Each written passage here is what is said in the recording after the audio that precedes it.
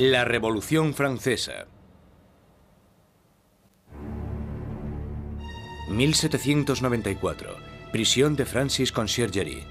Una fortaleza impenetrable a orillas del río Sena en París. Un lugar frío, húmedo e infestado de ratas, conocido como la antecámara de la muerte. En su interior, la voz de una joven nación está a punto de ser acallada. Con el pelo rapado y el cuello desnudo, Maximilien Robespierre está preparado para la cuchilla de la guillotina, para pagar el precio del desastre que dejó a su paso. La explosión de acontecimientos que constituyeron la Revolución Francesa. La Revolución Francesa es un momento extraordinario en el que la gente empieza a creer que puede rehacer casi toda la sociedad. No solo pueden cambiar la política, las instituciones, sino que a través de la acción política pueden cambiar también la propia naturaleza humana. La Revolución Francesa realmente constituye una encrucijada para el mundo moderno, porque todo empieza a tomar una dirección diferente. Nacida en plena era de la Ilustración, la Revolución fue testigo de cómo la tierra feudal le daba la espalda a la tradición aristócrata y trazaba un nuevo camino para el futuro. Hará temblar los cimientos de Europa y su impacto afectará al mundo entero. La Revolución Francesa es el acontecimiento más importante de la historia occidental. Hay avances como la Revolución Industrial, el capitalismo, pero en lo que se refiere a acontecimientos no se me ocurre ninguno más importante. Fue la revolución que más alteró las cosas, si consideramos que se deshizo de la Iglesia Católica, de la cristiandad, de la nobleza, del rey, de todo aquello que es tan fundamental antes del nacimiento del mundo moderno. La Revolución Francesa dará de comer a los pobres, traerá la democracia a Francia y establecerá un nuevo orden en la sociedad. Pero el progreso tendrá un precio. Fue un momento de una extraordinaria esperanza y ambición, y de repente se convirtió en la tragedia más espantosa. Ahora Robespierre está destrozado y derrotado. Pero hace solo 2 días se alzaba como el triunfador de la revolución más grande y sangrienta de toda Europa.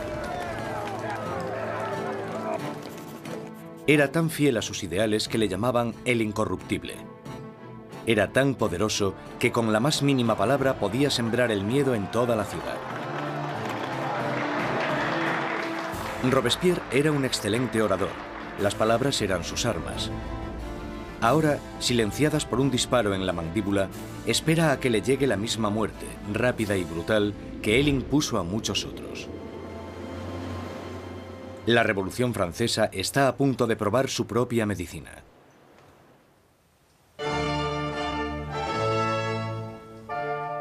En la primavera de 1770, nadie hubiese podido prever los turbulentos acontecimientos que estaban a punto de suceder. El Palacio de Versalles se llena de distinguidos miembros de la corte real. Acabado en 1682, Versalles fue la obra maestra del rey Luis XIV.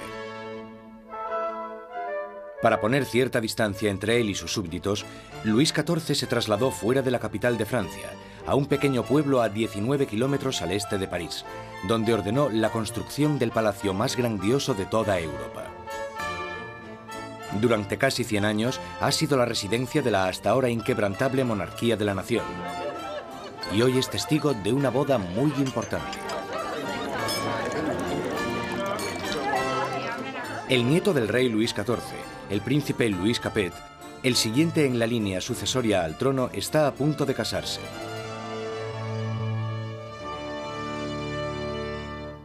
En su noche de bodas, con tan solo 15 años, Louis Capet es un chico tímido e indeciso, y posee pocas de las características propias de un futuro rey, y mucho menos de un marido. Luis era regordete, tímido, un quinceañero totalmente incompetente, con ningún tipo de distinción. La amante de Luis XVI, Madame du Barry, le describía como un chico gordo y maleducado. Básicamente, era poca cosa. A Luis XVI le resultaba muy difícil tomar decisiones. Siempre la última persona con la que hablase podía hacerle cambiar de opinión. Estas no son las cualidades que tendría que tener un líder. El matrimonio de Luis es una unión política entre la familia real austríaca, los Habsburgos y su propia familia, los Borbones. La boda simboliza el fin de una antigua rivalidad y el principio del establecimiento de nuevos lazos regionales. La futura esposa llega a Francia. una inocente y guapa chiquilla de 14 años. María Antonieta. María Antonieta es archiduquesa de Austria. Es la hija pequeña de la emperatriz María Teresa. Llega a Francia como parte de un acuerdo matrimonial con el que se produce una alteración de las alianzas debido a que por primera vez en la historia Francia y Austria se convierten en aliados más que en enemigos. María Antonieta llega a Francia como un símbolo político, pero como a toda adolescente, no le interesan los asuntos políticos. María Antonieta llega a Versalles siendo muy joven. No sabía mucho del país en el que estaba, no conocía sus costumbres y a la corte. Era una niña fuerte, muy vivaz, pero seguía siendo una niña. Cuando María Antonieta llega a Versalles, es solo una adolescente de 14 años, rubia con los ojos azules. Es guapa. Le gusta que la gente la considere atractiva y llega con la intención de conquistar a su marido y a su nueva familia. En la noche de bodas cae una tormenta que no hace presagiar nada bueno. Pero en el interior, el esplendor de la ceremonia ilumina el palacio mientras los recién casados se dirigen a su habitación real. En una ceremonia que simbólicamente asegura la concepción de un heredero, los cortesanos del rey presencian el momento en que la joven pareja se mete en la cama de matrimonio por primera vez. La gente está encantada y se crean grandes expectativas. Pero una vez cerradas las cortinas, se ve claramente que no será tan fácil engendrar un heredero. Luis no solo no estaba interesado en gobernar, Luis tampoco lo estaba en amar. Y las primeras noches no le hizo mucho caso a su mujer, ni por extensión a su matrimonio. Pasarán años antes de que se produzca la consumación del matrimonio. La ausencia de un heredero pronto hará que surjan rumores en todo el país que continuarán persiguiendo a la pareja en los años venideros. La gran fiesta de la boda continúa durante varios días en Versalles, pero más allá de las puertas de palacio no hay casi ningún motivo de celebración. Años de mala administración por parte de la monarquía han llevado a los franceses a pasar penurias y hambre. Casi una década antes, el rey Luis XV había perdido una guerra de 7 años, luchando contra Inglaterra por América del Norte. El desafortunado conflicto casi arruina a Francia, dejándola sin dinero y sin prestigio.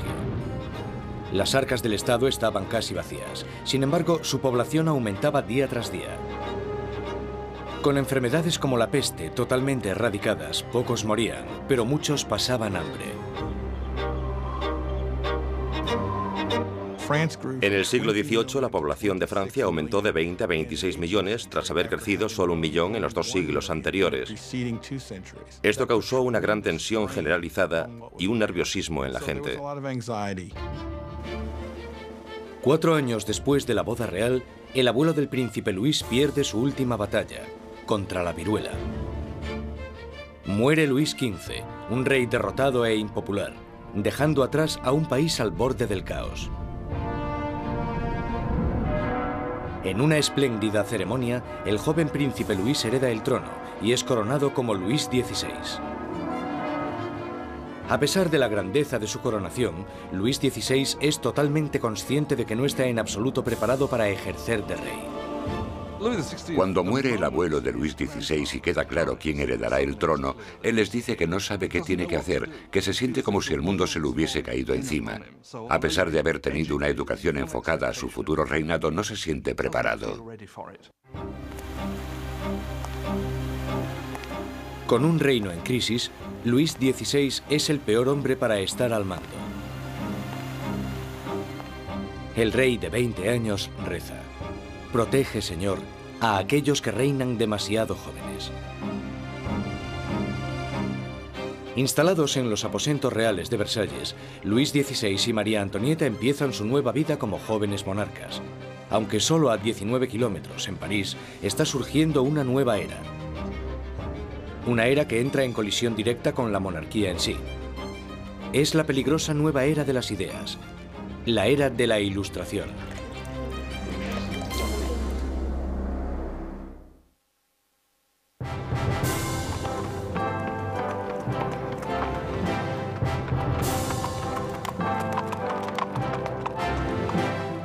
Mientras el carruaje real se va acercando al prestigioso colegio Louis le Grand en París, la gente se aglomera para echar un vistazo a la realeza.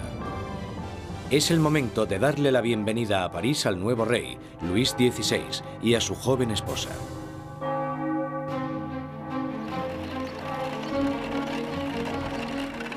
Y a la cabeza del comité de bienvenida está un prometedor estudiante de Derecho, el joven Maximilien Robespierre. Cuando Robespierre era niño, el rey visitó su colegio y Robespierre le leyó un discurso en latín. Así que, en realidad, habló con Luis XVI cuando él era solo un adolescente. Cuando Robespierre recita su monólogo en latín, el rey casi ni se fija en el niño. Pero años después, sus destinos les unirán otra vez en circunstancias muy diferentes, mucho más dramáticas. Fue uno de estos rituales habituales en los colegios, y por supuesto es totalmente irónico porque allí estaba el joven Robespierre leyendo este discurso en honor al hombre que más tarde matará.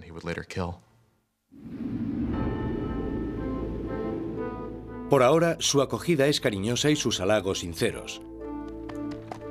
La visita de los monarcas puede que ganase los corazones de la gente, pero sus mentes se están inclinando cada vez más hacia una dirección totalmente diferente. Desde la Edad Media, la sociedad europea se había dividido en tres clases distintas, establecidas en el nacimiento. Había una gran división entre la riqueza de la nobleza y el clero y la pobreza de los campesinos. Entonces, en pleno siglo XVIII, la razón y la ciencia empiezan a cuestionar esta tradición. Envuelto por una corriente de innovación y nueva literatura, París es ahora el centro filosófico del mundo. La ciudad es invadida por nuevas corrientes de conocimiento, se abren nuevas posibilidades. Es la era de la Ilustración. La Ilustración es un movimiento que lo que dice es que desconfíes de la autoridad, que desconfíes de todo lo que te hayan contado antes y que pienses por ti mismo, que lo compruebes tú mismo. En la Europa del antiguo régimen te decían lo que tenías que pensar. El clero y los gobernantes te daban la información. La idea de que una persona con algo de dinero pudiese acceder a través de la alfabetización al conocimiento humano de manera libre era revolucionaria. Surge una nueva élite por todo París. Los aristócratas se reúnen para hablar sobre los escritores de la Ilustración y la floreciente edad de la razón. Voltaire, Rousseau. Nuevas voces se alzan a favor de la libertad, del control del propio destino y, sobre todo, de la igualdad. La pasión por esta nueva literatura se desata sobre todo en las clases altas. Pero mientras las ideas de la Ilustración van adentrándose en otros estratos de la sociedad, la lucha por la igualdad empezará a amenazar el estilo de vida aristocrático. Es una amenaza porque acabarán cuestionándose por qué los aristócratas son los que tienen privilegios. Se preguntan por qué el mundo está dividido de esta manera. ¿No podemos cambiarlo para que sea un mundo mejor? ¿El progreso no es posible? Esto hará que vaya perdiendo fuerza la idea de que la monarquía, la aristocracia y la jerarquía son algo natural. Para ver aplicadas las ideas de la Ilustración, solo había que echar un vistazo al otro lado del Atlántico, donde los americanos luchaban por independizarse del antiguo enemigo de Francia, Inglaterra. El joven rey Luis quiere vengarse de las derrotas de su abuelo en la guerra y ve su oportunidad en la guerra de la independencia americana. Luis confía a la causa un total de 2.000 millones de libras, lo suficiente para alimentar y dar cobijo a 7 millones de ciudadanos franceses durante un año. La inversión marcará el inicio de un colapso económico en Francia. América lleva a Francia a la bancarrota porque para luchar en esta guerra, los franceses tienen que recaudar una enorme cantidad de dinero. Esto lleva a la monarquía francesa a endeudarse para poder luchar en la guerra de la independencia americana. Y es un elemento crucial en la situación financiera de la monarquía francesa. Mientras Luis XVI manda dinero y tropas al otro lado del Atlántico, María Antonieta se ocupa de generar sus propias deudas. La vida en Versalles es una interminable rutina de rituales arcaicos y formalismos. Hay ceremonias para cuando el rey y la reina se levantan, para cuando se visten, para cuando comen, para cuando se van a la cama. Para entretenerse en medio de la monotonía de estos rituales, María Antonieta preside extravagantes desfiles de moda. María estaba obsesionada con una moda ridícula, sobre todo con esos recogidos tipo torre de varios centímetros de altura y que llevaban horas y horas de elaboración y en los que metían todo tipo de ornamentos y frutas. A muchos les parecían una obscenidad. Acabaron representando todos los problemas de ella, de Versalles y a esa cultura. Aparte de esta moda extravagante, María Antonieta se entretiene con los cotilleos de la corte, haciendo apuestas y representando obras de teatro. Cuando empieza a acumular deudas, le ponen el nombre de Madame Déficit. A María le ponen el nombre de Madame Déficit, ya que el país está sumido en un caos económico, y ella sigue gastando en vestidos, joyas y zapatos como si nada. Ella era la Imelda Marcos de su época. De todas las deudas que tiene la reina, la más grande es la que tiene con su país. Un heredero a la corona. En los 7 años que llevan casados, Luis XVI y María Antonieta aún no han concebido un hijo. Ella se encuentra en una situación cada vez más humillante. El trabajo de la reina es darle un heredero varón al trono francés. Y en esa época la gente la criticaba y estaba desilusionada. Decían que el rey nunca se debería haber casado con esa archiduquesa austriaca, porque ahora ni siquiera podía darle un heredero al trono. María Antonieta se encuentra en una situación desesperada. El apetito de Luis por la comida es incuestionable, pero el sexual está claro que no entra dentro del menú. María Teresa, la madre de María Antonieta, se cuestionaba: si una mujer tan guapa como mi hija no puede hacerle funcionar, ¿qué es lo que pasa? Luis XVI y su joven esposa María Antonieta no fueron capaces de concebir un hijo durante 7 años, y esto deslucirá el principio de su reinado. De sobra era conocida su afición de cerrajero. Había un montón de canciones sobre Luis el cerrajero, al que le costaba encontrar el agujero donde meter la llave. El desinterés de Luis XVI por el sexo es visto como una falta de hombría. Después de años de frustración y depresión por parte de la corte, al rey se le diagnostica una enfermedad curable llamada fimosis. Luis tenía una deformidad que hacía que la excitación sexual fuese extremadamente dolorosa, y por tanto no hubo consumación del matrimonio hasta que una operación quirúrgica lo corrigió, pero le aterraba operarse y le llevó años decidirse a hacerlo. Y cuando al final se operó, ¡voilà! Después de una simple operación, la pareja pudo tener su primer bebé, María Teresa. Pero no es fácil reparar el daño que se le ha hecho a la imagen de María Antonieta durante años. Desde principios de 1780, las calumnias habían circulado por todo el país, sátiras pornográficas del rey y de la reina, folletos obscenos que se reían de la impotencia de Luis XVI y retrataban a la reina como una ramera promiscua en una corte pervertida y decadente. Cuando la situación en el campo empeora, la opinión de la gente sobre la monarquía empieza a cambiar. Se producen muchas malas cosechas y la inflación aumenta el precio de la harina, llevando a la escasez de la parte esencial de la dieta francesa, el pan. Pero naturalmente estas privaciones acaban a las puertas de Versalles. Mientras los monarcas continúan viviendo en la extravagancia, las quejas se traspasan al papel. A la corte real se le acusa directamente. ¿Sabe por qué hay tanta gente necesitada? ¿Es acaso que su lujoso estilo de vida devora en un día lo que 1 millar de hombres necesitaría para subsistir? ¿Quién es el hombre que está detrás de estas acusaciones? El mismo joven que solo unos años antes felicitó al rey y a la reina por su coronación. Maximilien Robespierre.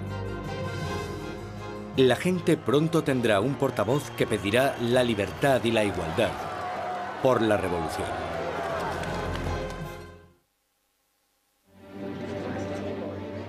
A finales del 1700, Versalles es un oasis de extravagancia, rodeado de una tierra desesperada. Y con un rey inseguro al mando, Francia está trazándose su camino al desastre. Después de 19 años de matrimonio, Luis tenía 4 hijos. Aún así, como rey sigue siendo impotente. En un intento por demostrar su liderazgo, Luis se mete a hacer reformas financieras, pero su equivocada manera de manejar las finanzas carga a los pobres con muchos impuestos, mientras la nobleza no paga casi nada. Con la economía por los suelos y la gente cada vez más inquieta, parece que incluso Dios está enfadado, golpeando a Francia con el invierno más frío de los últimos 90 años. Si alguna vez hubo intervención divina para empeorar la situación, seguro que fue en el verano de 1788 y la primavera de 1789. En el verano de 1788 había una creciente crisis política desarrollándose en un momento de seria escasez de comida. En 1788, para los franceses, la harina era la esencia de la vida. El pan, su medida de subsistencia. La mayoría de la gente en Francia comía casi 1 kilo de pan al día. El pan era esencial y su subida de precio la notó todo el mundo. Si el precio se doblaba, tenías problemas. Bajo la mala financiación de Luis XVI, el precio de la harina se disparó. Las escasas provisiones se estaban agotando y el precio de una rebanada de pan pronto igualó al sueldo de un mes. El hambre se convirtió en rabia. Surgen disturbios por toda Francia. Se atacan casas. Se roban panaderías y los panaderos, acusados de guardar pan, son linchados allí mismo.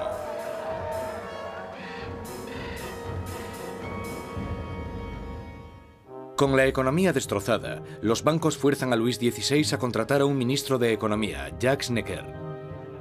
Necker, un pensador progresista, es popular entre la gente de una manera que Luis XVI solo puede envidiar. Durante la primavera del 89, Jacques Necker fue, sin lugar a dudas, el ministro más popular, porque saltó a la luz pública por sus escritos sobre el deber del gobierno de asegurarse de que haya pan y grano suficiente para todos. Con la nación en crisis fiscal, Necker insta a Luis XVI a convocar una reunión con el tradicional cuerpo representativo del reino, los Estados Generales. Es la primera vez en 175 años que se reúne a estos representantes. Políticamente, Francia estaba organizada en los llamados 3 estados. El primero era el del clero, el segundo el de la nobleza y el tercero el de todos los demás.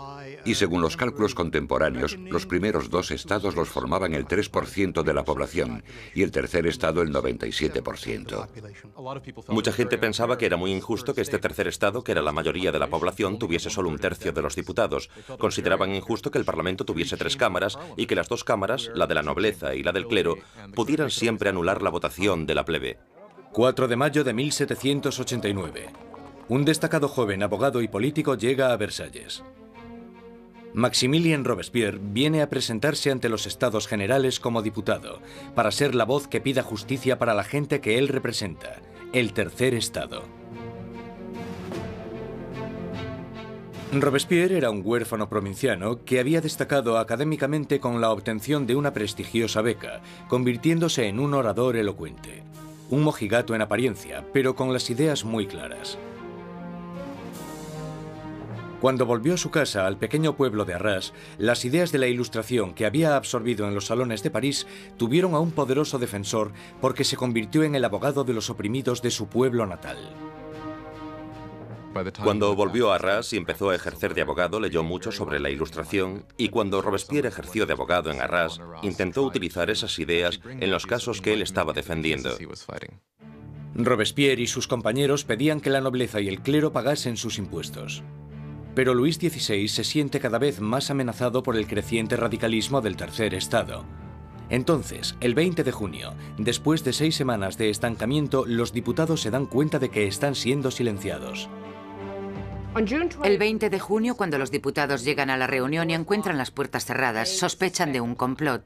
Van a la sala, que era lo que nosotros llamamos la sala de juego de pelota, pero que en realidad era un frontón, se reúnen y juran que no dejarán de reunirse hasta que tengan una nueva constitución.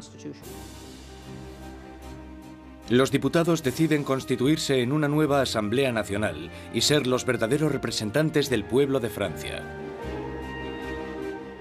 El juramento del juego de pelota es uno de estos grandes y simbólicos momentos de la historia de la Revolución Francesa. Tienes a todas estas personas reunidas en este gran espacio abierto que es la sala de juego, levantando sus brazos en una especie de saludo casi romano, y para esta Asamblea Nacional fue el momento en el que se dan cuenta de su poder y dignidad, y realmente vieron que podían derrocar al rey de Francia. La Asamblea Nacional nace de un revolucionario estado de rebeldía. Será una comunión de voces procedentes de todo el país, un cuerpo parlamentario representando la voluntad de la gente. Pero arrebatarle el poder al rey no será tan fácil como firmar una simple proclamación. Todas estas victorias iniciales que tuvieron lugar en Versalles son la mayoría victorias sobre el papel y ninguna se había llevado a cabo. Cuanto más nos vamos acercando a julio de 1789, más miedo tienen los diputados de Versalles de que el rey esté reuniendo al ejército para derrocarles. A principios de julio, 30.000 soldados toman posiciones en los alrededores de París. Para defenderse, la gente forma una nueva Guardia Nacional. Los revolucionarios asaltan las armerías de París y se van con más de 28.000 mosquetes.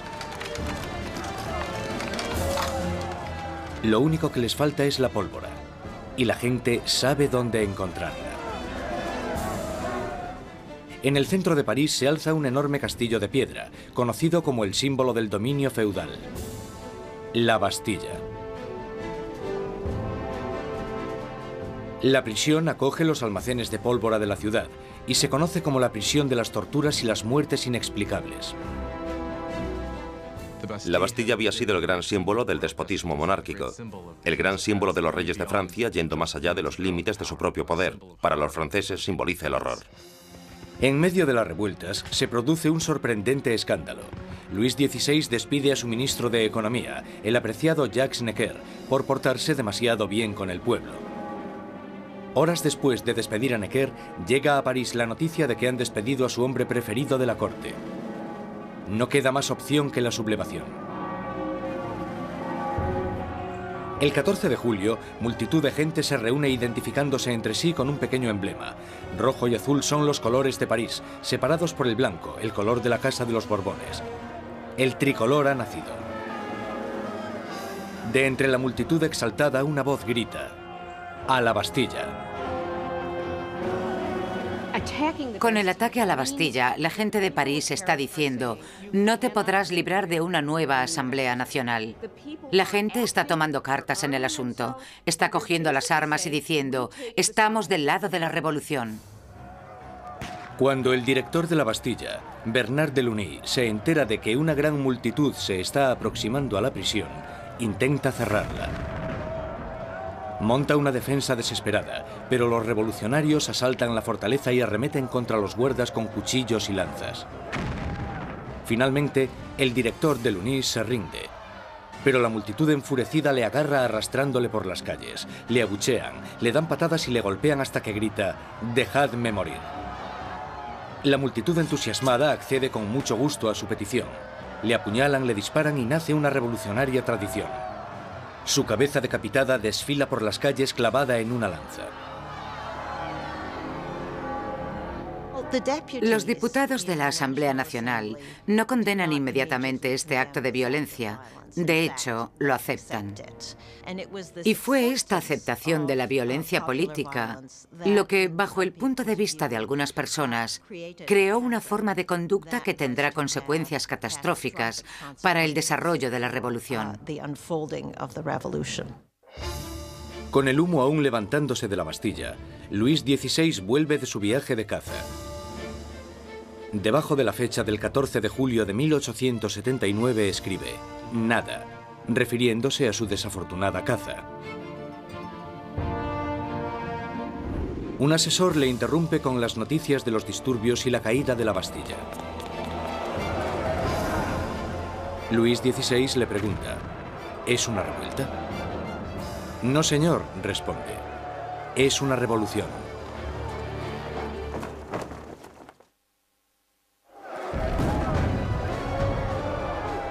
La victoria en la Bastilla desata el irrefrenable torrente de la revolución. La gente ha desafiado a su rey y ha ganado. No hay vuelta atrás. Como símbolo de la derrota del feudalismo, la gente, hombres, mujeres y niños atacan y destruyen la Bastilla con sus propias manos, ladrillo feudal a ladrillo feudal. Están empezando a desmantelar el pasado. Los franceses querían destrozar la Bastilla lo más rápido posible, pero no tenían la posibilidad de usar explosivos poderosos. Así que esto se hizo muy despacio, pero con un ímpetu tremendo. Se repartieron los ladrillos y se vendieron como símbolos de la demolición del despotismo. La energía en las calles da un nuevo ímpetu a la Asamblea Nacional. En pocos días se escribe una nueva constitución llamada la Declaración de los Derechos del Hombre y del Ciudadano. En este atrevido documento, las arcaicas distinciones de clases son abolidas y todos los hombres son considerados totalmente iguales. La Declaración de los Derechos del Hombre y del Ciudadano era una declaración promulgada por la Asamblea Nacional en la que se decía que la soberanía pertenecía al pueblo, a la nación. No se hace mención alguna al rey en todo este documento. Por tanto, con la presentación del mismo, la propia Asamblea estaba haciéndose con el poder. Con la nueva Asamblea Nacional como portavoz, los ciudadanos de Francia se dispusieron a cambiar toda la estructura de su sociedad. Exigían una monarquía constitucional, unos derechos iguales para todos los hombres y unas leyes razonables en las que basar la justicia. Para que se oyeran más las voces de la revolución, Robespierre exigió la libertad de prensa, que había sido censurada en el antiguo régimen.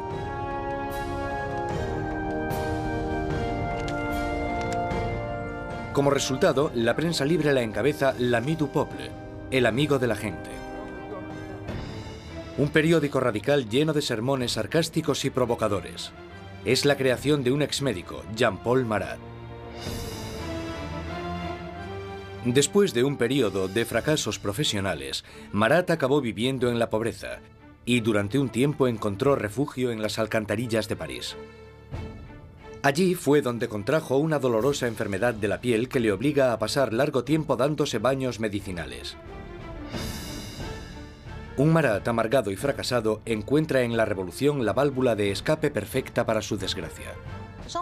Jean-Paul Marat era simplemente uno de esos profesionales insatisfechos y desgraciadamente la revolución da una oportunidad a los profesionales insatisfechos.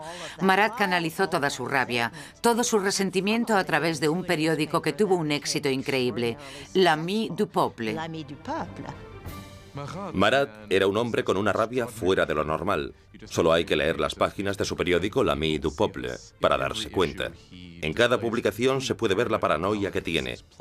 Ve conspiraciones en todas partes contra la revolución y para él la respuesta es muy simple. La sangre, las cabezas.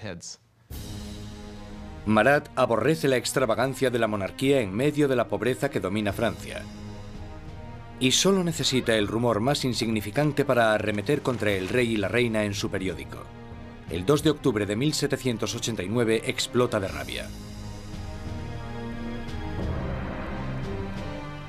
A París llega la noticia de que el rey ha celebrado una fiesta en Versalles y que en ella los decadentes monarcas habían tirado al suelo la bandera tricolor, el símbolo de la revolución, y la habían pisoteado. Marat está furioso. Escribe sobre esta difamación en su periódico, justo cuando surge una nueva amenaza. El rey ha ordenado otra vez a las tropas que tomen sus posiciones en los alrededores de París. Con el golpe maestro de la Bastilla aún reciente en las mentes de las personas, Marat insta desesperadamente a entrar en acción. Gente de París, es el momento de que abráis los ojos. Salid de vuestro letargo, despertad. Una vez más, despertad. 5 de octubre. París se despierta con un ensordecedor ruido de campanas. Las mujeres se reúnen cerca del ayuntamiento para protestar por la escasez de pan. Y, según la gente se va enterando de la ofensiva fiesta del rey, el miedo al acercamiento de las tropas reales se mezcla con la rabia. Pronto, miles de mujeres se dirigirán a Versalles, con lanzas y pistolas en sus manos. Las mujeres van a exponer sus quejas al rey. El núcleo de esta multitud estaba compuesto por las famosas poissardes, las temidas pescaderas de los mercados centrales, famosas por su complexión fuerte y su valentía. Iban equipadas con cuchillos enormes de escamar pescado y estaban muy fuertes para transportar cajas. Yo no me atrevería a meterme con ellas. Son mujeres de los barrios pobres que se ven afectadas por el aumento del precio del pan y la escasez de productos. De repente se dan cuenta de que tienen que hacer algo. Es bastante increíble que estas mujeres de a pie, que seguramente la mayoría no supieran ni escribir su nombre, de repente se convirtiesen en las protagonistas de un proceso histórico. En Palacio, la noticia de que había un grupo de mujeres acercándose llegó a oídos de la reina. Cuenta la leyenda que fue en este momento cuando María Antonieta dijo la famosa frase que en realidad nunca dijo. María Antonieta no dijo, dejadles comer tarta. Eso es un mito. Desgraciadamente a María Antonieta probablemente ni siquiera le importaron los pobres de su país el tiempo suficiente como para decir eso. Mientras las mujeres se reúnen fuera de las puertas, Luis XVI se da cuenta de que la revolución ya no puede ser ignorada. La tiene en la puerta de su casa. Acepta firmar la Declaración de los Derechos del Hombre y del Ciudadano, pero la multitud continúa aumentando durante la noche. Cuando llega la mañana, hay 20.000 personas acampadas fuera de Palacio Real. Para acabar con los signos de distancia entre el rey y sus súbditos, la multitud enfurecida pide que el rey y la reina se trasladen a París. Más indeciso que nunca, Luis XVI es demasiado débil para responder. Su indecisión desatará la furia entre la multitud y pondrá las vidas de la familia real en grave peligro. Al no conseguir conformidad inmediata con lo que ellas quieren, realmente parece que van a matar a la reina. Un grupo de mujeres entran en el palacio, pidiendo a gritos la sangre de la reina. Matan a los guardas, los decapitan y clavan sus cabezas en lanzas. Estaban como locas gritando por todo el palacio. Dadme sus entrañas, dadme su cabeza, yo quiero una pierna, yo quiero un brazo. Creo que estaban tan frenéticas que si la hubiesen encontrado probablemente la habrían descuartizado.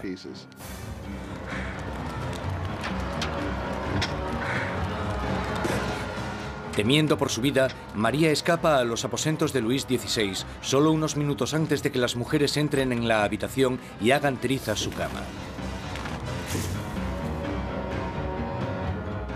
El rey y la reina están ahora a la merced de la multitud. Y lo que la multitud quiere es un poco de atención por parte del rey. La única forma de que las mujeres se calmen es que la familia real acepte ir a París, porque creen que una vez que estén allí, entonces pueden obligarles a hacer lo que la gente de París quiera. 60.000 personas inician la marcha, llevándose de Versalles carros y carretas de harina de la despensa real. El carruaje real es escoltado todo el camino hasta París. El rey y la reina son obligados a ir a París con las cabezas de los guardas que habían sido masacrados en el castillo. Les habían cortado las cabezas. Es realmente un acto de violencia extrema. Las cabezas se reconstruyen con maquillaje y desfilan delante del carruaje del rey y la reina. El rey y la reina hacen del Palacio de las Tullerías su nuevo hogar. Nunca volverán a ver Versalles. Una vez que la familia real se traslada a París, se convierten en prisioneros de París. Ellos lo saben y todos lo saben. Tienen grandes limitaciones de lo que pueden hacer. Son los prisioneros de la capital, de eso no hay duda. Abandonan Versalles y la asamblea se traslada a París. El poder está ahora en manos de la gente. Francia tendrá una nueva democracia, unas nuevas leyes y una nueva e inolvidable forma de justicia hará su debut en el Estado revolucionario. La guillotina.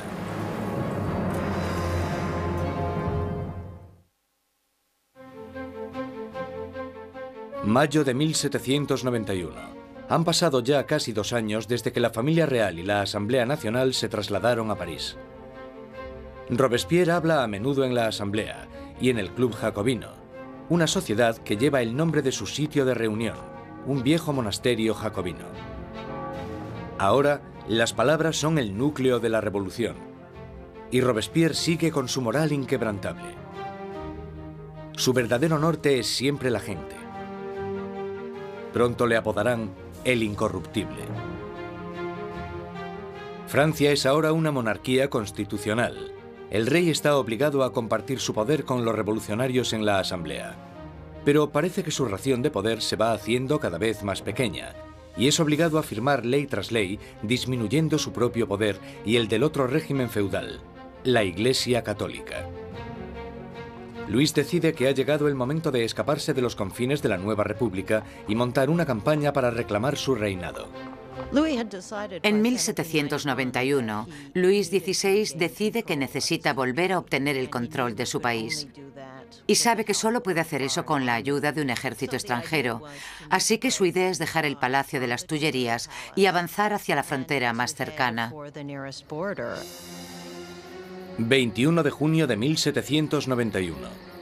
El rey y la reina se disfrazan de criados y, protegidos por la oscuridad, se escapan de París. Inician una carrera hacia la libertad. Pasada la medianoche, llegan al pequeño pueblo de Varennes, 160 kilómetros al este de París. Están cerca de la frontera con Austria. La salvación solo a unos pocos kilómetros de distancia, pero su intento de fuga no irá más allá.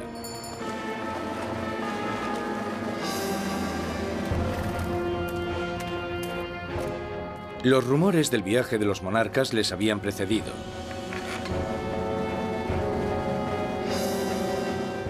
Un oficial del pueblo para el carruaje y les pide los pasaportes.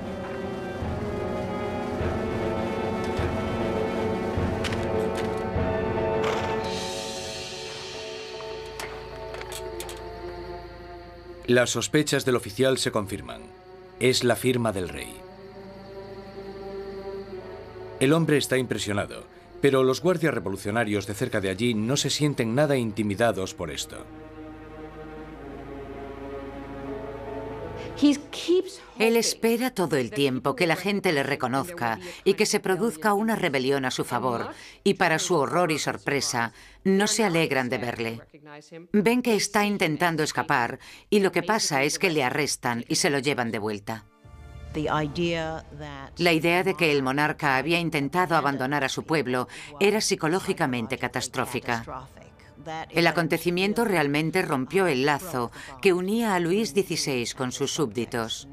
Ahora no solo tenían un rey superficial, sino que tenían un rey que obviamente también era un traidor. Con los enemigos oficiales de la familia real en el poder, este pasa de Luis XVI, ahora un rey prisionero, a los revolucionarios de la Asamblea. Al mando del gobierno revolucionario está Robespierre. Él brilla en lo alto del podio, dictando órdenes de todo tipo.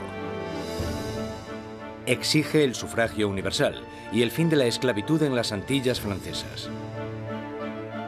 Pide incluso con más pasión la erradicación de la pena de muerte. En la nueva era de la Ilustración, Robespierre quiere deshacerse de todos los restos del pasado medieval. Europa ha heredado un macabro repertorio de métodos de ejecución de la Alta Edad Media.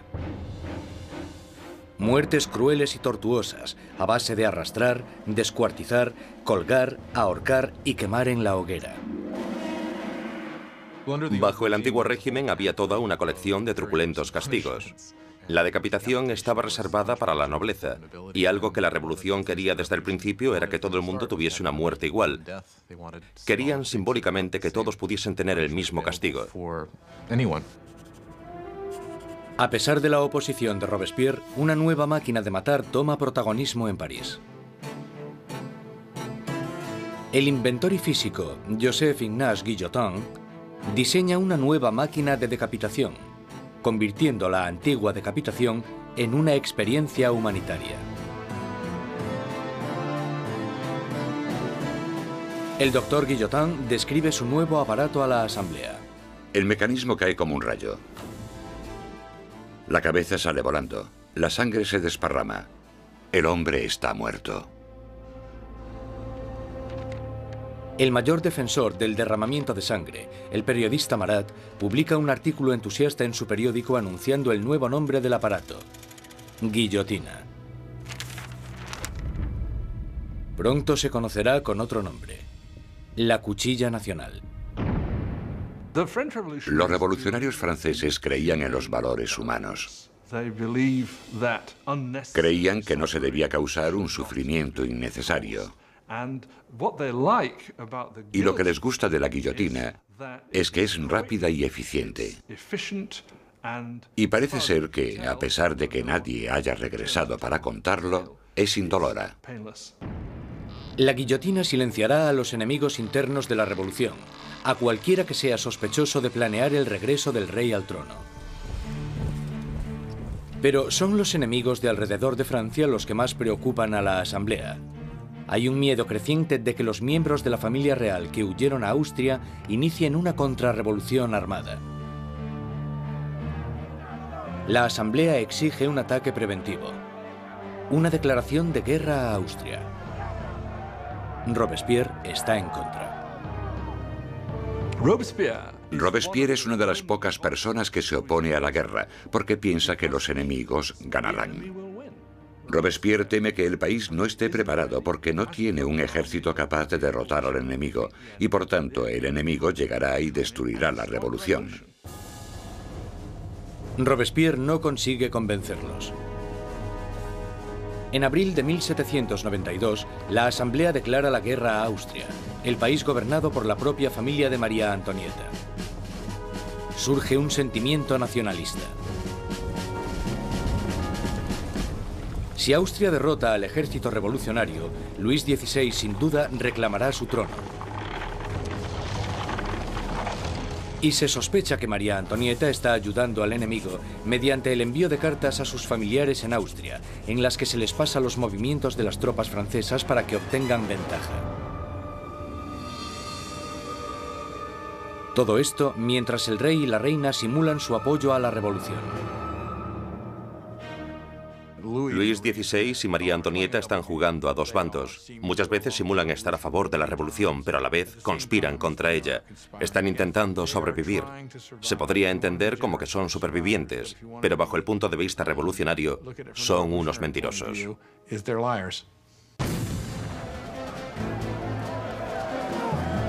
Con el ejército francés sufriendo grandes pérdidas en la frontera, llega la noticia de que en París el aliado de Austria, Prusia, se ha unido a la invasión. Las tropas están bajo el mando del duque de Brunswick, un general prusiano. La tensión invade las calles de París. Y entonces los periódicos publican una carta del duque de Brunswick, un manifiesto en el que se amenaza con destruir París si se le hace daño a sus majestades el rey y la reina. Una amenaza equivocada que fracasa totalmente. 10 de agosto de 1792. 27.000 ciudadanos armados, empujados por la rabia y la indignación, se dirigen al Palacio de las Tullerías e inician un ataque salvaje contra los guardias reales. Al final mueren más de 800 hombres de ambos bandos. El rey huye y busca protección en la Asamblea, pero ya no existe la monarquía. A Luis le han quitado oficialmente su título. Ha nacido la República Francesa. La cuchilla de la guillotina es bautizada con la sangre de los restantes guardias de Luis XVI.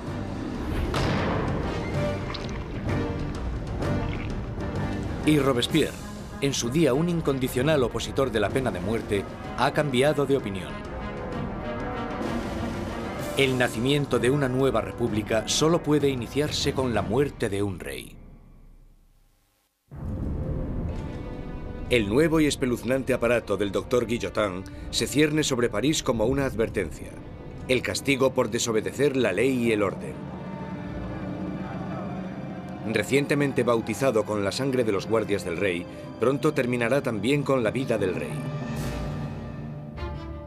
En agosto de 1792, con el rey destronado y la familia real metida en prisión, Robespierre y sus jacobinos están sumidos en una lucha por el control del gobierno nacional contra los girondinos, los moderados de la Asamblea.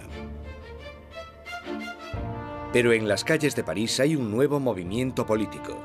Como símbolo de su rechazo a la tradición aristocrática, los ciudadanos de a pie se niegan a llevar los calzones o culottes de los aristócratas. Se hacen llamar los sans-culottes, los sin calzones. Los sans-culottes se consideran los verdaderos representantes del pueblo francés, no eran de los más pobres. Solían ser artistas y tenderos bastante bien avenidos, gente de ese estilo, pero al menos trabajaban con sus propias manos.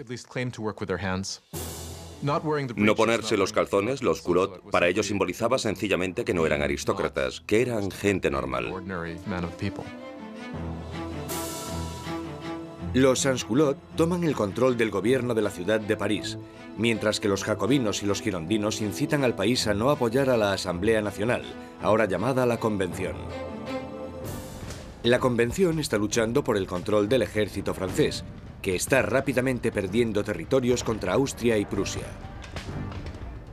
Mientras en la frontera se sigue luchando contra los enemigos, el gobierno revolucionario toma medidas enérgicas contra los enemigos de la ciudad, los traidores monárquicos que podrían poner a París en manos de los invasores. Más de 100 personas son arrestadas y metidas en prisión, curas, periodistas y hombres y mujeres de a pie. Robespierre se centra en la crisis interna, pero su amigo, el ministro de Justicia, Georges Danton, incita a todos los hombres, jóvenes y adultos a que se unan al campo de batalla. Es sociable y llamativo, todo lo que Robespierre no es. Pronto, el nombre de Danton se empieza a oír por todo París. Danton es un personaje lleno de vida, grandilocuente, un bebedor empedernido, libertino, que a pesar de pertenecer a la clase alta, al contrario que Robespierre, es capaz de identificarse totalmente con los trabajadores, de una manera que Robespierre simplemente no puede. Según se va acercando el enemigo, la convincente retórica de Danton moviliza a la gente, haciendo que muchos se decidan a acudir al frente.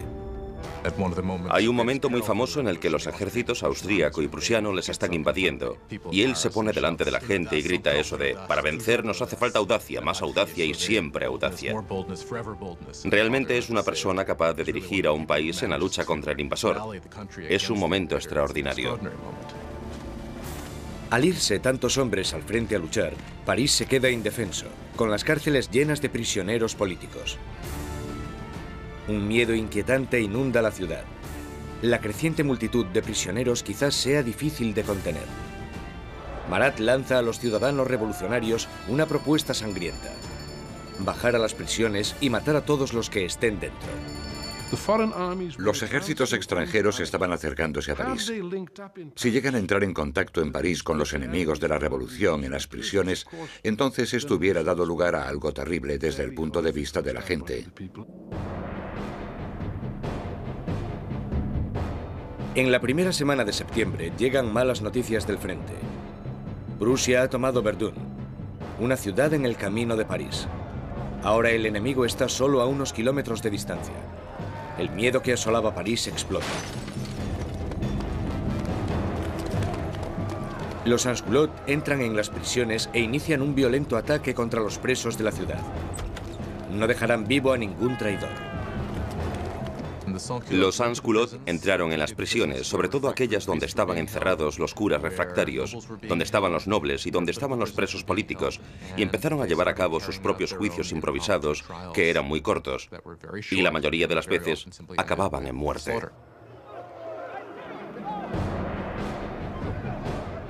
Las mujeres son violadas o mutiladas, los curas son destripados, los aristócratas descuartizados. En la primera masacre, más de 1.600 personas son asesinadas en solo unos días. Cuando la noticia de las masacres de septiembre se extiende por Europa, los enemigos de la revolución sienten repulsión.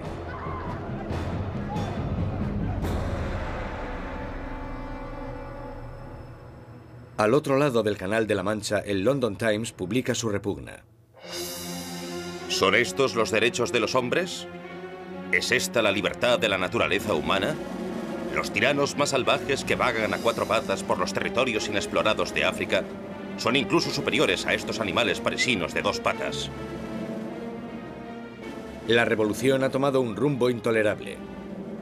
Incluso Robespierre se da cuenta de que las cosas han ido demasiado lejos, que la gente no puede dirigir sola la revolución. Necesitan a alguien que les guíe. Una mano de hierro. Gracias al poder de sus palabras, el incorruptible salta a la palestra como el hombre que puede guiar a la revolución. Robespierre, que anteriormente había apoyado la monarquía constitucional, ahora cree que ya no hay sitio para un rey. Se toma una decisión trascendental. Francia llevará a juicio a su propio monarca.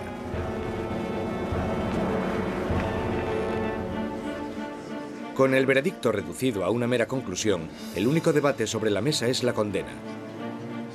Los moderados, los girondinos, piden que no se acabe con su vida, y esto les deja a un lado de la convención.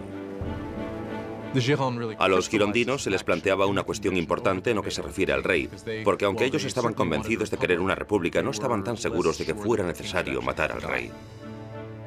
Los jacobinos, que querían la sangre del rey, superaban en número a los girondinos. ¿Por qué los jacobinos querían matar al rey? Yo creo que porque, como muy bien dijo Robespierre, para que la revolución pueda vivir hay que matar al rey. Si está bien que haya un rey, entonces algo va mal en la revolución. En todos los sistemas que existen, solo hay un castigo para la traición, y esa es la muerte. Por tanto, en ese sentido, si el rey es culpable de traicionar a su país en tiempos de guerra, entonces la conclusión es que debe sufrir la muerte de un traidor. El 20 de enero de 1793, Luis XVI es declarado culpable. Se dicta sentencia. El rey debe morir.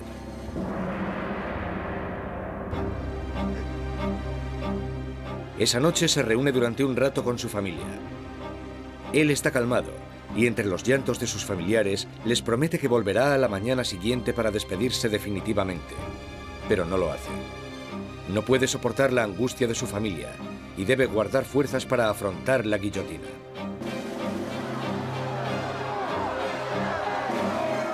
A la mañana siguiente, un carruaje lleva a Luis XVI al patíbulo. Estoicamente camina hacia la guillotina.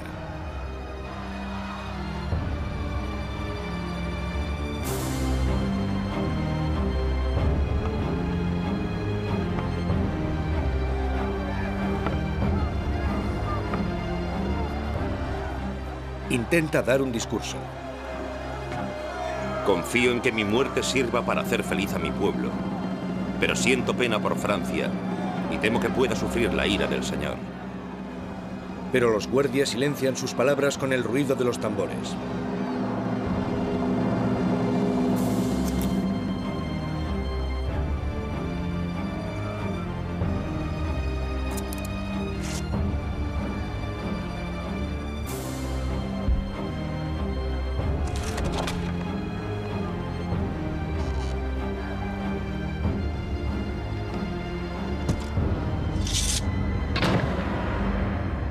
A las 10:22 de la mañana se acaba con la vida del hombre que fue rey de Francia. Desde la prisión del templo, María Antonieta oye los disparos de los cañones, anunciando la muerte de su marido. Se desploma del disgusto.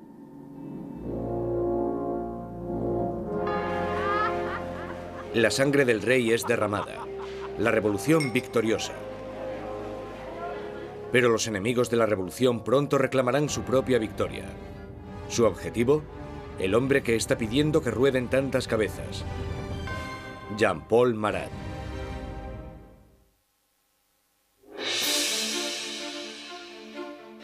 La ejecución del rey Luis XVI marca la victoria definitiva para los revolucionarios.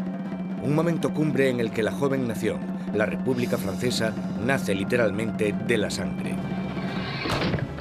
A finales de 1792, los radicales jacobinos, por miedo a que la nueva revolución corra peligro de ser saboteada por los traidores, deciden utilizar medios cada vez más violentos. Pero los girondinos, que representan a los campesinos franceses, quieren frenar la creciente violencia por miedo a que desencadene una guerra civil. Su mayor oponente, Jean-Paul Marat, responde a los girondinos con furiosas palabras en su periódico. publicando los nombres de aquellos que él cree que están conspirando contra la revolución. Marat, que anteriormente había exigido la ejecución de 200 personas, ahora pide la de más de 200.000. Cuando observas el periodismo de Marat, te das cuenta de que tiene un principio básico que es el de ser más radical que nadie y exigir que se mate a la gente. Si observas el periodismo de Marat, todo el rato dice, con solo cortar unas cuantas cabezas todo irá bien.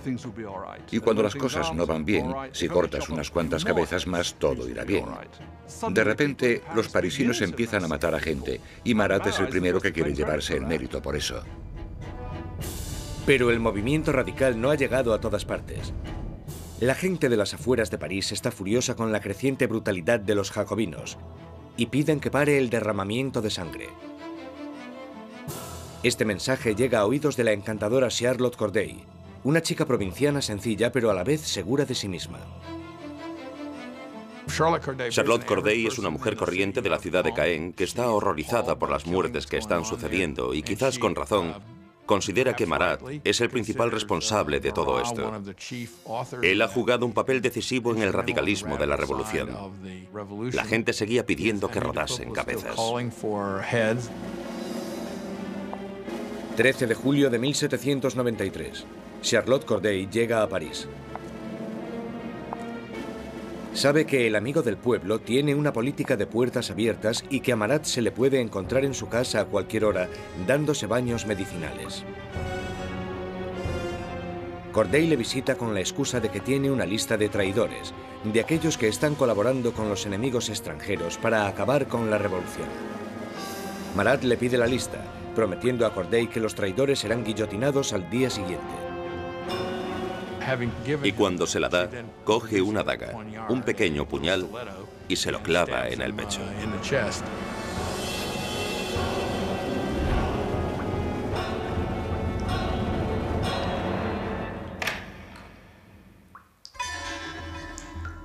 El llamado amigo del pueblo muere en el acto. La furiosa voz de su periódico es silenciada.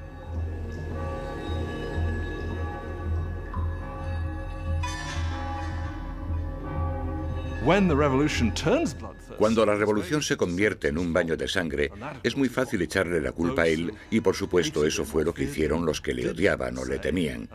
Y esa es una de las razones por las que Charlotte Corday lo asesina en 1793, porque cree que él es el responsable de muchas de las sangrientas atrocidades que han ocurrido. Corday no intenta escapar.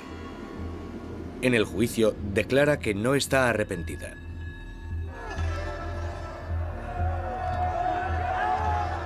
¿Qué esperaba conseguir asesinando a Marat? La paz. Ahora que está muerto, volverá la paz a mi país. Charlotte Corday es rápidamente ejecutada y su sueño de paz muere con ella.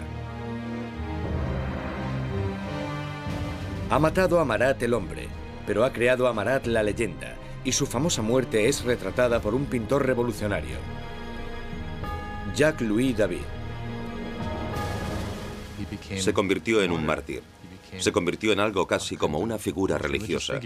Había gente que incluso le rezaba, decían corazón de Jesús, corazón de Marat. En su funeral llegaron a hacer cosas como coger el baño donde le habían matado y ponerlo en el altar casi como si fuera una especie de crucifijo. Si te fijas en el cuadro de David de la muerte de Marat, el cuerpo de Marat está colocado exactamente igual que el cuerpo de Jesús en las representaciones clásicas de la piedad, el descenso de la cruz. Así que, claramente, se está asociando a Marat con Cristo. Y Marat representa una nueva especie de Dios en la República Radical. Robespierre está celoso de la adoración por Marat, pero él, siempre tan pragmático, dirige su atención a los asuntos más urgentes. Porque aunque Marat haya muerto, sigue habiendo otros que quieren que se derrame sangre. Sangre real. La Conciergerie, la oscura antecámara de la muerte. 8 meses después de la ejecución de su marido y apenas unos días después de la ejecución de Charlotte Corday, encierran aquí a María Antonieta, en una horrible celda totalmente sola. Una de las cosas más terribles que le suceden a María Antonieta es que después de la ejecución de Luis XVI, le quitan a sus hijos. Sus hijos eran lo más importante para ella y sabía que los revolucionarios someterían a su hijo a terribles torturas para que se olvidase de sus orígenes reales. Y parece que ella estaba en lo cierto. En tan solo un par de años, su hijo murió por causa del terrible abandono y las torturas a las que era sometido. María Antonieta, la que fuera una joven presumida, tiene ahora solo 38 años, pero la revolución la ha envejecido mucho más. María Antonieta era una mujer muy guapa, elegante, hasta que llegó la revolución. A partir de 1788 empezó a adelgazar. El pelo se le llenó de canas, dejó de ser coqueta y de ponerse guapa. Adelgazó muchísimo. El día del juicio estaba irreconocible. El 15 de octubre se celebra el juicio de María Antonieta y es acusada de traición y de dilapidar los fondos nacionales. Las pocas pruebas que se presentan son basadas en espantosos y vengativos rumores. Una acusación se añade a la lista. Es acusada de incesto con su hijo. Ante esta acusación, María Antonieta se alza para defenderse. Apelo a la conciencia y a los sentimientos de todas las madres presentes para saber si hay alguna de vosotras que no se estremezca ante la idea de semejante horror. Y en ese momento hubo un cambio de tercio porque todas las mujeres se sintieron culpables y se dieron cuenta de que habían llegado demasiado lejos con esas acusaciones. María Antonieta tiene esperanzas de que, en un momento de compasión pública, la deporten a Austria, pero sus esperanzas se echan por tierra cuando se entrega la sentencia. Correrá el mismo destino que su marido. María Antonieta estaba en cierto sentido condenada desde el principio. Era el símbolo de la alianza austríaca que había demostrado ser desastrosa para Francia. Ella era, junto con su marido, el hazmerreír de la gente debido al aparente fracaso sexual de su matrimonio. Y ella era un símbolo de la cultura monárquica en una época en la que la propia cultura monárquica era vista como algo totalmente corrupto y perjudicial para el país. Así que por todas estas razones, era odiada como ninguna otra reina había sido odiada jamás. Era vilipendiada e injuriada. Desde su celda, María Antonieta escribe una última carta despidiéndose de sus hijos y de su familia, prometiendo ser valiente. Le cortan su pelo blanco y largo para prepararle para la guillotina.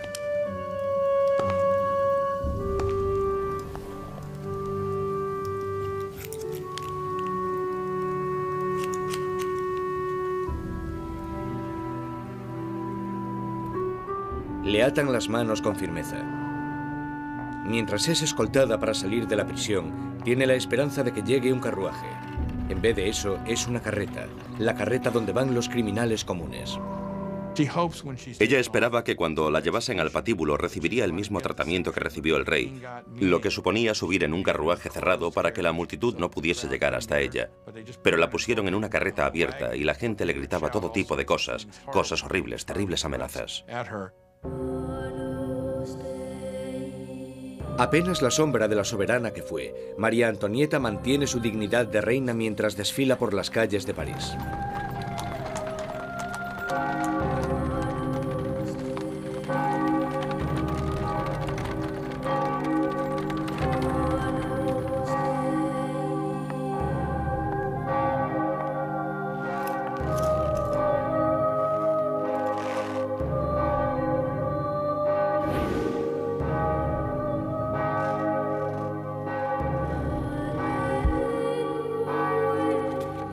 Su nombre y las acusaciones contra ella se leen en voz alta.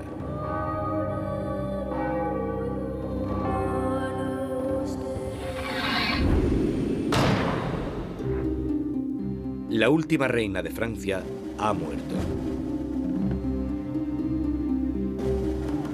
Varios días después, tras incontables ejecuciones, un miembro de la Convención Nacional comenta lo absurdas que son estas masacres, y sus aliados, uno detrás de otro, son guillotinados.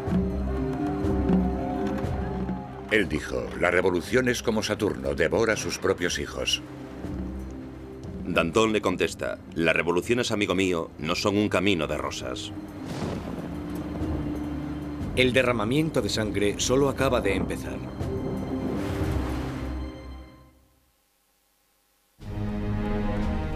Septiembre de 1793. 4 años de revolución y Francia está siendo totalmente destrozada. En las provincias se producen violentas insurrecciones. Y en la guerra contra Europa están perdiendo a muchos hombres. Tras sufrir una terrible derrota, los británicos toman la ciudad costera de Toulon. Europa está minando cada vez más las fronteras francesas. Francia es el país más grande y más poblado de Europa Occidental y tiene un gran poder militar. Y claro, cuando empezó la revolución, un montón de sus tradicionales enemigos y también un montón de sus tradicionales aliados pensaron: sí, esta es nuestra oportunidad, no para hacerse con algún territorio de Francia, sino para enriquecerse a su costa y debilitarla, para siempre. Francia está aislada de toda Europa. Gran Bretaña la está bloqueando y Austria y Prusia están atacándola e invadiéndola. La gente de París tiene miedo de que la victoria de la contrarrevolución dé lugar a un baño de sangre. Danton y Robespierre, los mejores oradores de la convención, se dan cuenta de que para poder salvar la revolución tienen que atacar. Convencen a sus compañeros para establecer una nueva y amenazadora ley marcial. Es hora de que todos los franceses disfruten de una igualdad sagrada. Es el momento de imponer esta igualdad mediante leyes que hagan justicia contra los traidores y conspiradores. Haced que el terror esté a la orden del día. Esto inicia un nuevo capítulo en la revolución. Un periodo de represión violenta llamado el terror. En un increíble cambio de tercio, los revolucionarios suspenden la nueva constitución y todos los derechos que garantizaba. Se colocan policías de paisano por todo el país. Cualquier persona sospechosa de realizar actividades contrarrevolucionarias es perseguida, sometida a un juicio rápido y mandada a la guillotina. El reino del terror fue concebido como un gobierno de emergencia. Lo que ellos entendían como terror se basaba en sembrar el terror en los corazones de los enemigos de la República. Por lo tanto, digamos que o estaban muertos de miedo o eran arrestados y liquidados.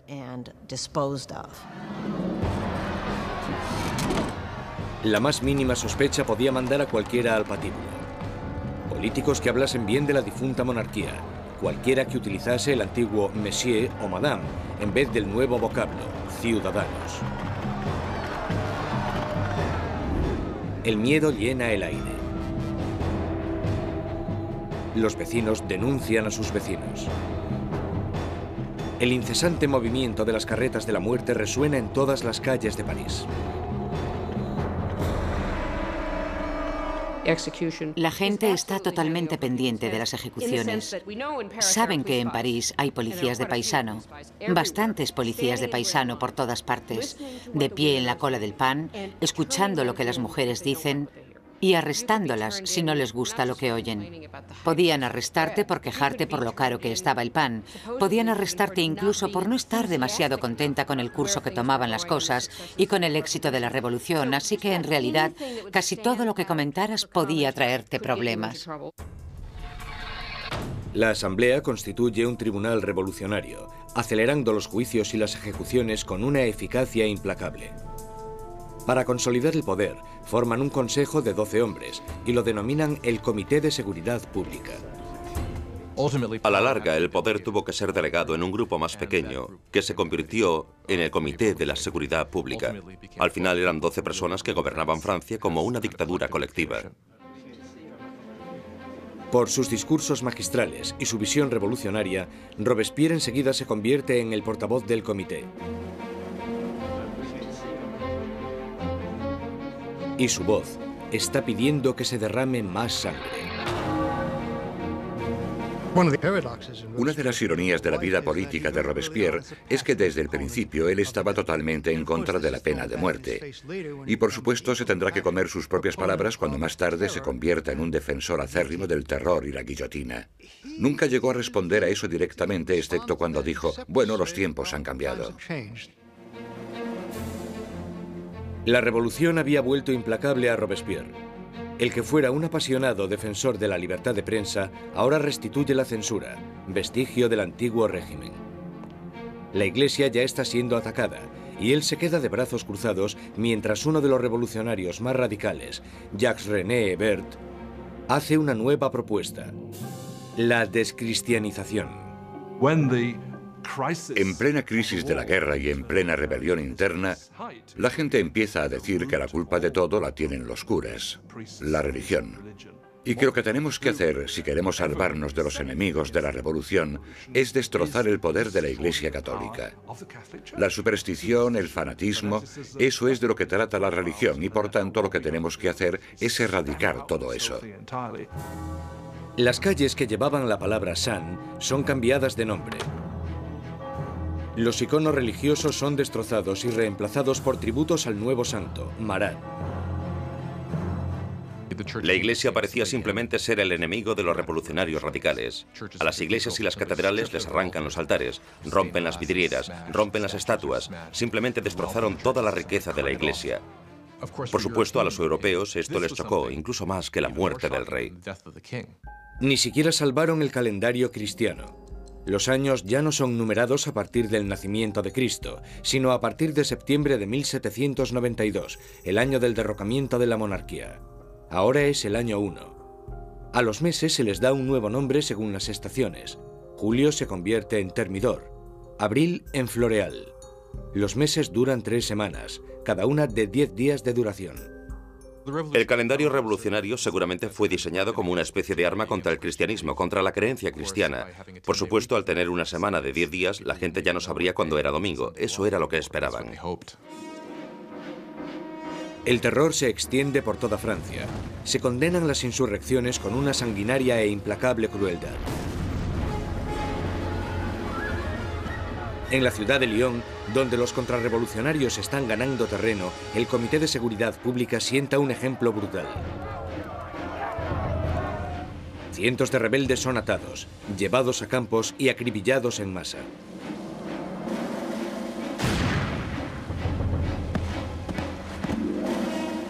Una región llamada la Vendée, al oeste de Francia, también se ha convertido en bastión de la contrarrevolución. Barcas llenas de rebeldes y curas atados entre sí son hundidas sin piedad. Más de 100.000 personas son asesinadas solo en la zona de la Vendée. En París, la hoja de la cuchilla cae a un ritmo aún más frenético.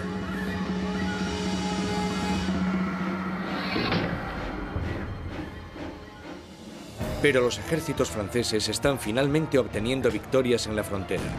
Bajo el mando de un magnífico joven comandante llamado Napoleón Bonaparte, el ejército francés obliga a la Marina británica a realizar una humillante retirada en Toulon. La revolución está en su punto álgido. Robespierre está en su momento de más poder. Ha acabado con los enemigos de la revolución y ha asegurado su éxito sembrando el terror. Durante un tiempo, el terror fue un mecanismo muy efectivo para conseguir la unión del país, la unión del gobierno, y para luchar en lo que fue, después de todo, una guerra en varios frentes, en el frente este, en el frente norte, contra enemigos externos. Una guerra civil en la zona de la Vendée, que fue la más sangrienta de todas, y también una guerra civil contra los girondinos y otros revolucionarios en contra del gobierno. El terror había alcanzado sus objetivos, pero no se para ahí, y no parará hasta que destruya al hombre que lo sembró. Maximilien Robespierre.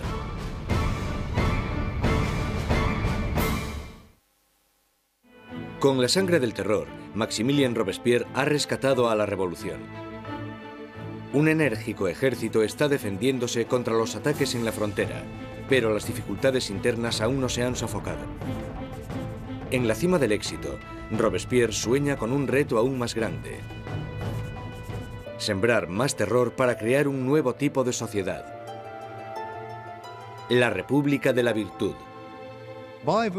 Con virtud se refiere a la virtud cívica. Es un principio fundamental para Robespierre. Por ejemplo, no puedes ser un ciudadano virtuoso con simplemente obedecer la ley. Debes de estar activamente involucrado en el trabajo del Estado, y eso incluye acabar con los enemigos del Estado. El 5 de febrero de 1794, Robespierre da un discurso destacando su filosofía. El terror sin la virtud es desastroso, pero la virtud sin el terror no vale para nada. Asocia la virtud con el terror. El terror en ese momento se convierte, a su manera de ver, en un instrumento con el que crear virtud. Pero otros no están de acuerdo. Para Danton, la revolución está yendo por el camino equivocado. Él y sus seguidores, los dantonistas, creen que es el momento de acabar con el terror, porque este ya ha hecho su función. En la primavera de 1794 las cosas empiezan a mejorar. Ya no hay tantos problemas con la comida, la campaña de guerra está yendo mejor y Danton está diciendo básicamente que necesitan establecer una nueva base de gobierno, moverse hacia la normalización.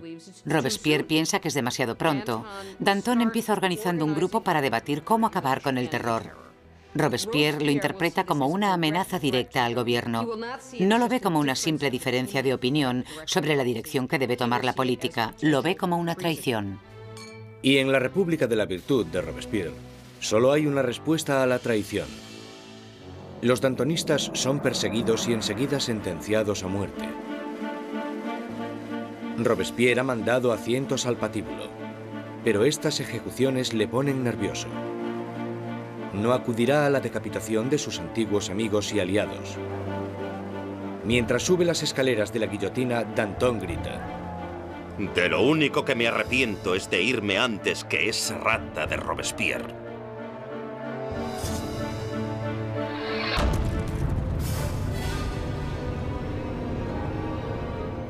Con los dantonistas fuera de su camino, Robespierre inicia en Francia un período aún más sangriento y terrorífico.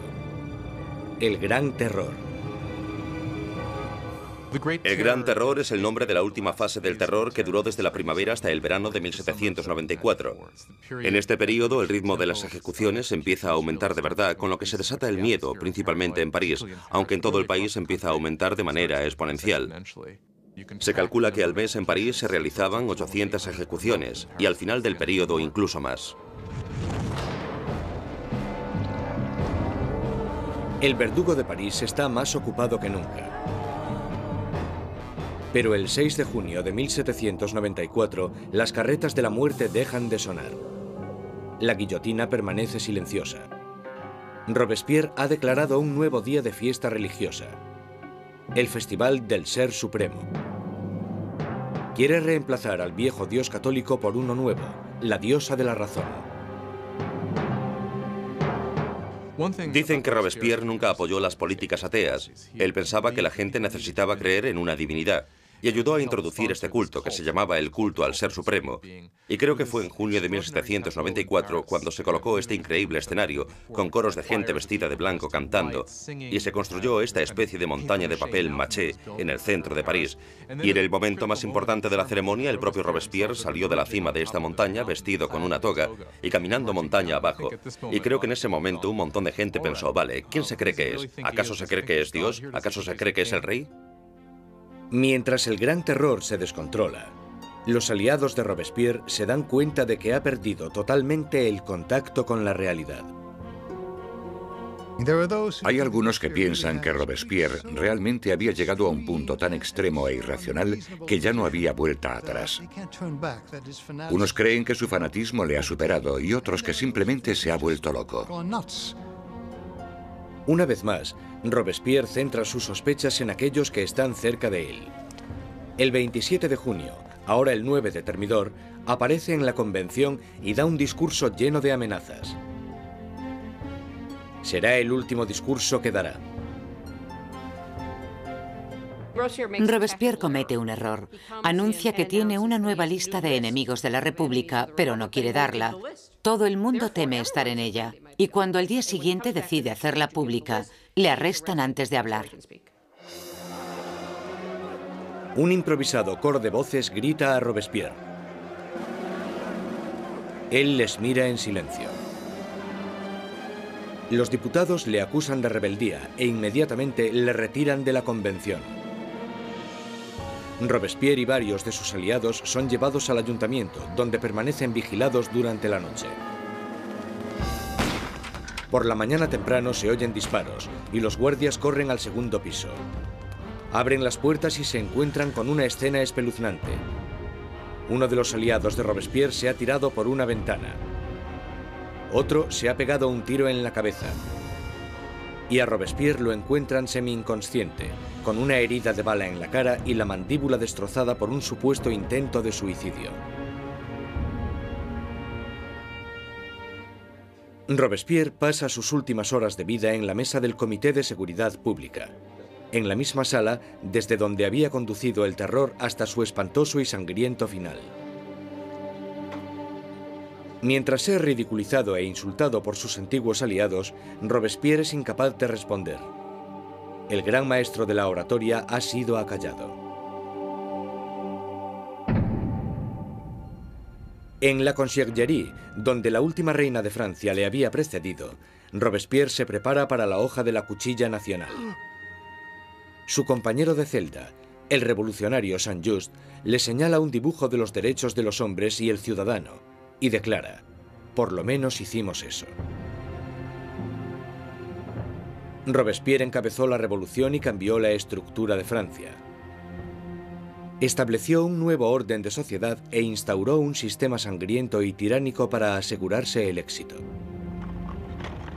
Pero estaba destinado a ser una de las últimas víctimas de este sistema.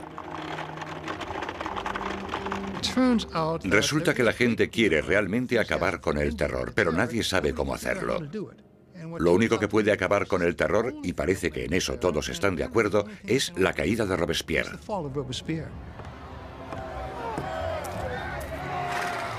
El 27 de julio de 1794, la guillotina acaba con el incorruptible.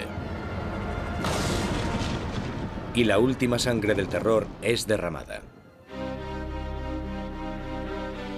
El terror muere con Robespierre, pero la revolución no. Los derechos del hombre, la democracia, la nueva república. Los logros de la revolución sobrevivirán más que cualquiera de los propios revolucionarios. Francia entrará en un periodo de incertidumbre, paralizada por el miedo a otro terror, o incluso algo peor: la vuelta a la pasada monarquía opresiva. Pasarán 5 años de estancamiento, hasta que, una vez más, el poder se consolide en manos de un único hombre, Napoleón Bonaparte. Los historiadores no se ponen de acuerdo sobre cuándo terminó la revolución. Algunos creen que terminó con la subida al poder de Napoleón. Otros mantienen que la revolución continuó hasta el siglo XIX e incluso más allá. La Revolución Francesa es un momento en el que la gente toma por primera vez las riendas de su propio destino. La idea de que los súbditos de la monarquía más antigua, más prestigiosa y más poderosa de Europa pudiesen reescribir su historia fue algo que tuvo una resonancia increíble. La revolución destruyó la antigua Europa feudal y cambió para siempre el curso de la civilización occidental. Con la Revolución Francesa surgen muchas preguntas. ¿Cuánta violencia está justificada para conseguir una sociedad mejor? ¿Tiene la gente derecho a acabar con lo que consideran un sistema injusto para reemplazarlo por lo que están convencidos en sus corazones de que es un sistema más justo? ¿Cuánta violencia está justificada para poder llevarlo a cabo? Aún hoy en día nos preguntamos todo esto. Cuando Robespierre y sus aliados estaban ocupados conduciendo a su país hacia el futuro, muchos de ellos se debieron haber preguntado cuál sería el resultado final.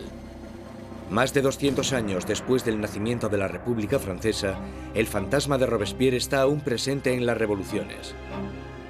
Desde Rusia hasta Vietnam, desde China a América Latina. Los experimentos franceses con la democracia han inspirado los modelos de todo el mundo. Sea donde sea que haya una tiranía, el grito pidiendo justicia perdurará para siempre. Libertad, igualdad, fraternidad. Por la revolución.